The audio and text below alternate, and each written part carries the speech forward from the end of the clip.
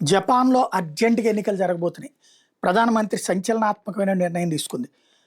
ననే తకాయిచి పార్లమెంట్‌ని రద్దు చేసి పడేసింది. తక్షణం ఎన్నికలకెళ్లాలని నిర్ణయించుకుంది.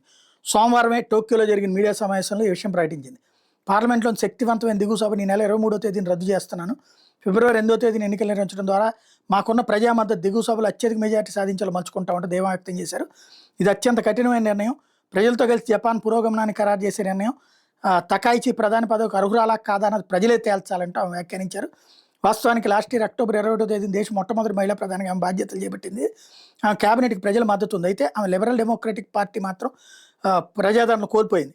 5 ఏళ్ల కాలంలో ప్రధానిగా పీఠం ఎక్కి 4 ఎల్జీపీ నేత తకాయిచి అయింది. దీంతో ఆకస్మిక ఎన్నికల వ్యూహం ఏ మేరకు ఫలిస్తుందో తేలాల్సి ఉంది. దిగువ సభలో 405 మంది సభ్యుల ఎన్నికకు సంబంధించి ప్రచారం ఈ నెల 27వ తేదీ నుంచి మొదలు కాబోతుంది. 1950 నుంచి జపాన్లో అత్యధిక కాలం ఎల్డీపీఏ అధికారంలో ఉంది. ఈ పార్టీకి దిగువ సభలో 199 మంది సభ్యుల బలం ఉంది.